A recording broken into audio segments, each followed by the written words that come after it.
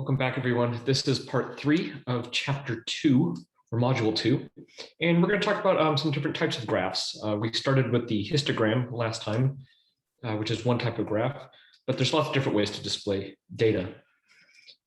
For our example 5 here, we're going to do what's called a dot plot. And I'm going to go ahead and label this number line here. This is 70 is the smallest number that I have in this data set, and 76 is the largest. So 71, 72, 73, 74, 75, and 76. And here's how this one works. For each data, and by the way, these are heights of basketball players at a high school in inches. So we're going to start with 72, and right above 72, I'm going to put a dot.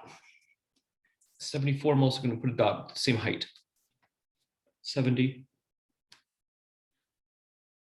72. Now I'm just going to stack them. 73, 74, stacking them up. 71, 72, 74 again, 76, 73, 71.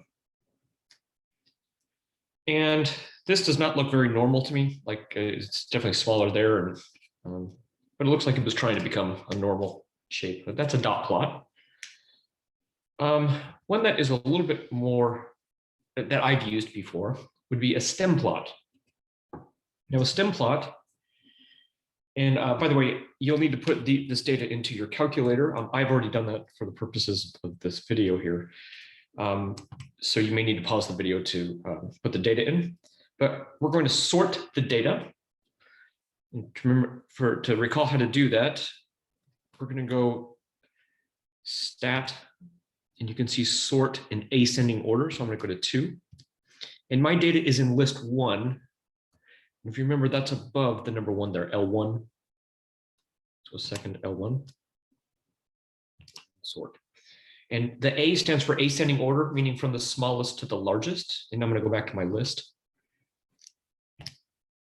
And you can see it has the smallest, which is the 30, and the largest, which is the 65.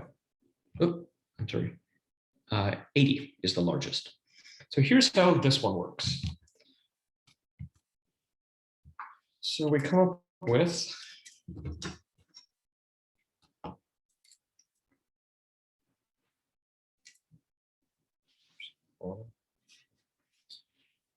and here.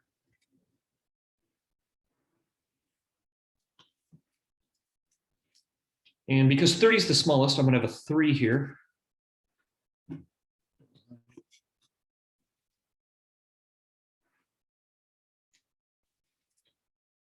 Four for the 40s.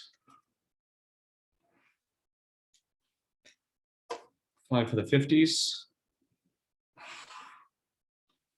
And a 6 for the 60s.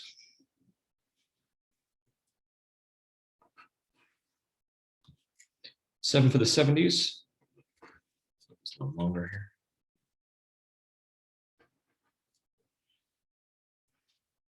The 70s.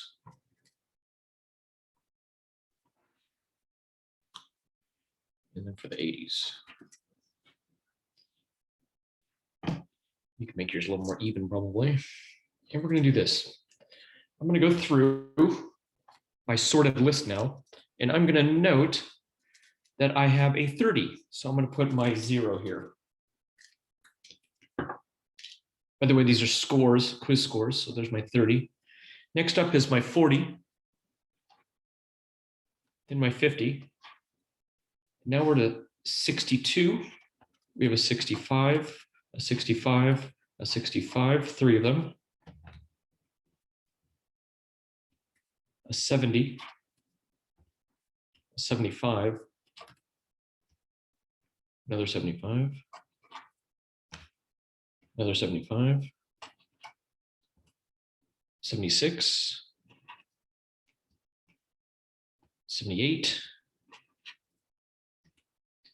another 78, 79,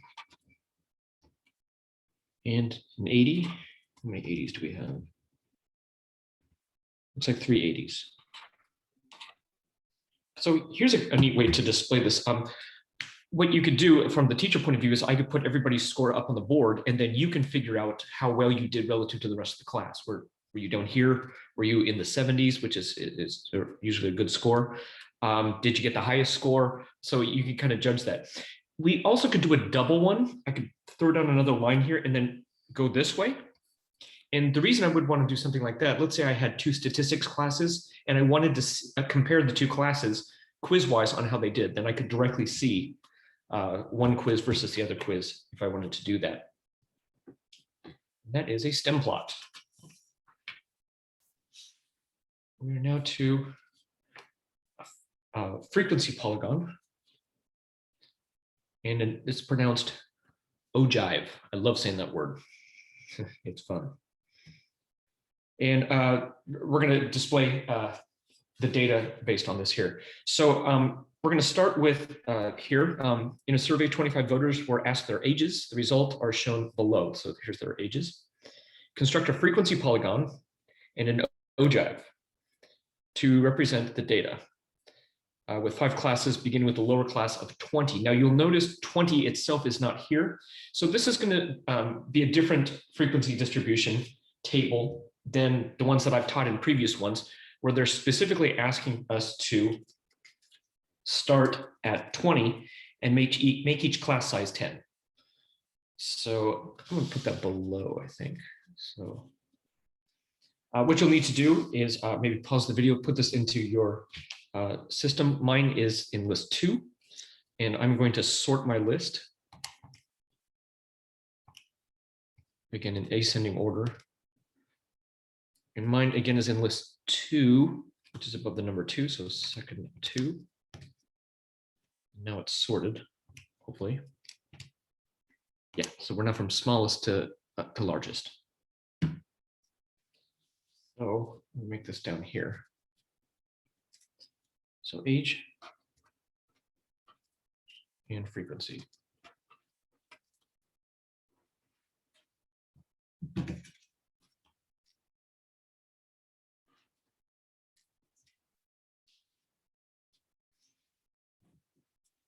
And they tell us they want us to start with 20 to 29, 30 to 39, 40 to 49, 50 to 59, and then 60 to 69. And we're going to start with our relative frequency, pardon me, polygon. And what I'm going to do is I'm going to find the midpoint to each of the classes. And remember how to do that. We do this. I take the lower 20, add it to the upper, and divide by 2. 49 divided by 2. So 24.5 is the midpoint. And we can do the same with all of these.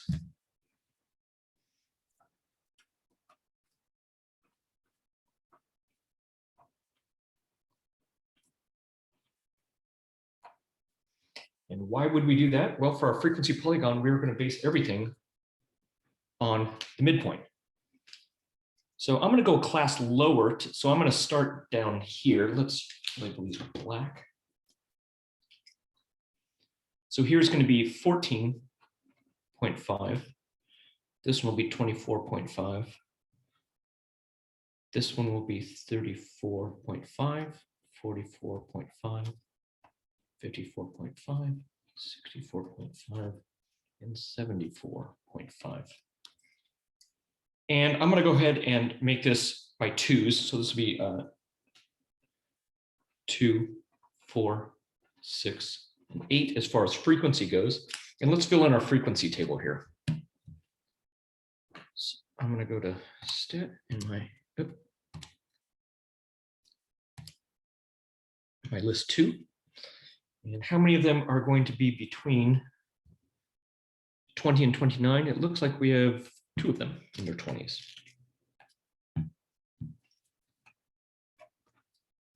And in their 30s, we have 1, 2, 3. In their 40s, we have 1, 2, 3, 4, 5, 6, 6.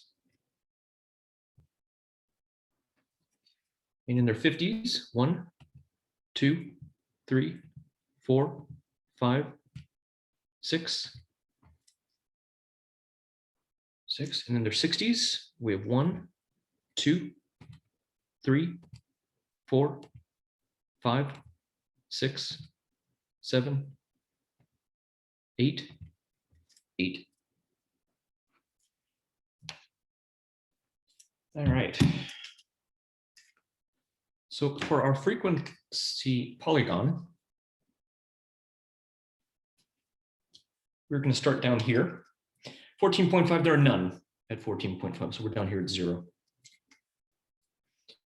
24.5, how many are there? There's 2. 34.5, we have 3. That's about halfway there. 44.5, we have 6, so we're up here at 6. 54.5, we are also at 6. And 64.5, we are up at 8. And 74.5, we're down to 0. What I'm going to do is I'm going to connect each of these with a straight line.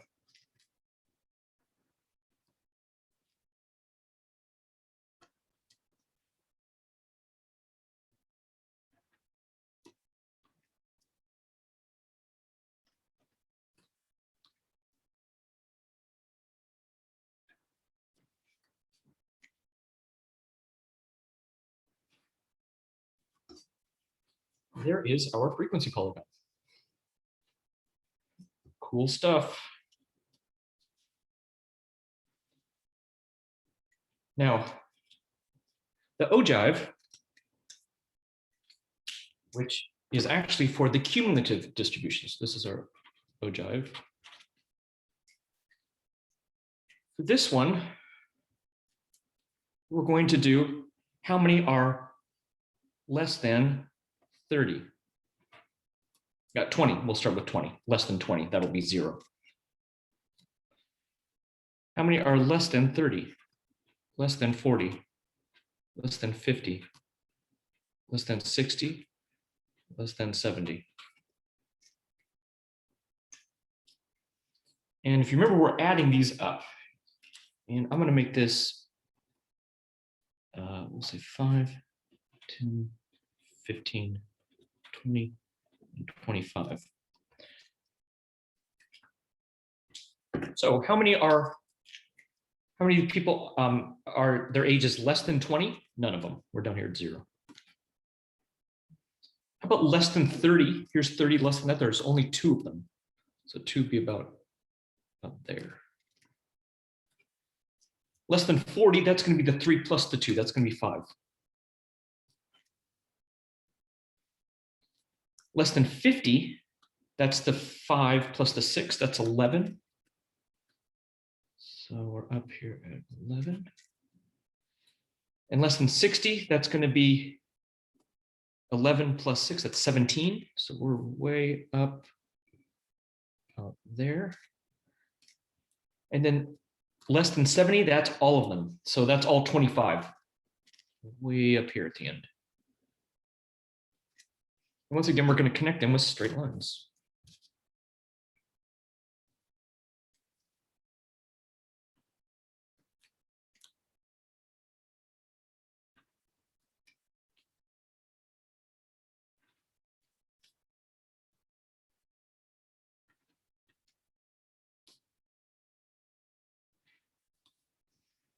This one almost looks like a curve. It just keeps getting larger and larger like that.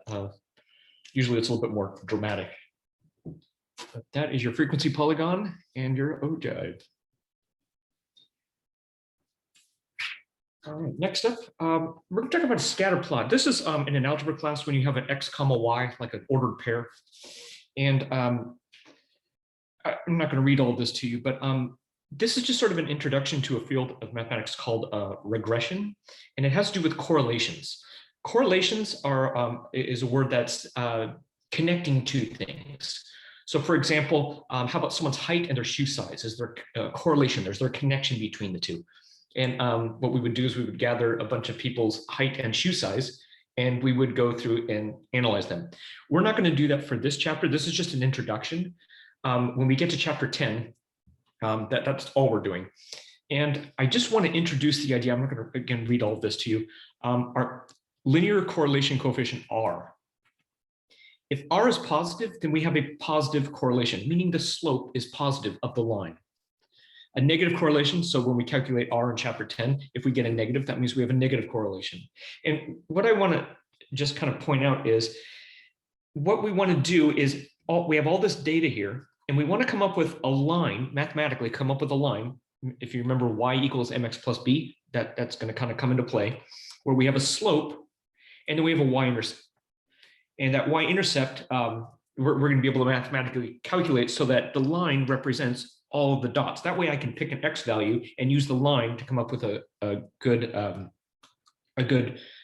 predictor for what y will be without the data. But what we are going to need to do in chapter 10 first is figure out, is there a correlation? And if there is a correlation, then how do we figure out what that line is and use that line to determine that? So more to come with that. That's it for chapter or module 2.